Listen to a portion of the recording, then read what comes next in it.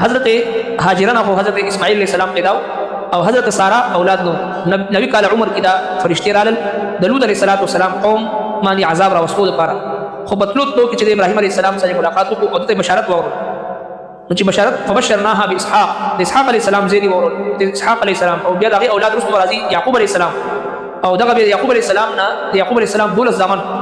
هغه الله جل شانه ول ورکو باقي یو یوسف علیہ السلام او د بنی اسرائیل چې د څومره اولاد او چریدو دا ټول ابراهیم علیه السلام دغه دو زمانو یو اسحاق علیه السلام او اسحاق علیه السلام نه یعقوب علیه السلام نه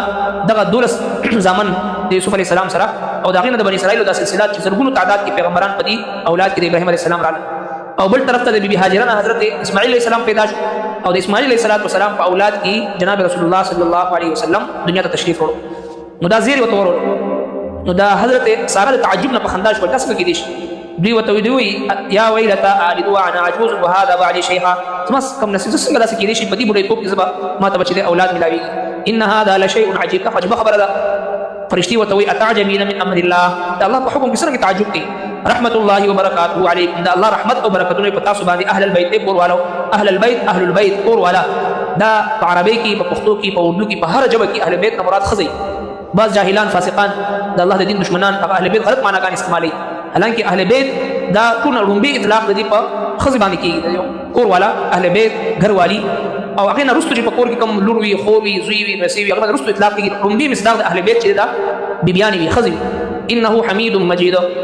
بشک الله جل شانه استایل شوی د بي خاوند دی ابراهيم عليه السلام نه چې کله یره ختم شو فلما ذهب عن ابراهيم الروع وجاءته البشرى یره ختم شو او زیر راوي خوشاله شو یجادلنا فی قوم لوط الله جل شانه سره مذاکره مباحثه شروع کړه یا الله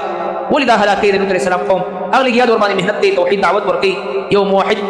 شخصیت پکې موجود دی استاد توحید پیغام ورکړي چلې لګیا دی نو ولې هلاکوي مهلت ورکي ولا مقور کې ولا ان ابراهيم لحليم اواه منيب بشک ابراهيم عليه السلام زعم خاوند حلم ولو دا د انبیاء کرامو صفات وي او اواه د الله نه يردونکو منيب هغه رجوع کوونکو دا درې پیغمبرانو صفات دي حلم ولا حليم هغه چاته وي چې هغه په بدل غشتو کې جلدی نه کوي او اواه د الله جل شانه نه يردونکي او منيب د الله تبارک وتعالى طرف رجوع کوونکي دا پیغمبرانو صفات دي یعنی حلم والا او دغه شان کې د الله تبارک وتعالى نه زیات يردل ولا او دغه شان کې منيب د الله جل شانه طرف رجوع کول ولا ربنا تقبل منا انك انت السميع العليم وتب علينا انك انت التواب الرحيم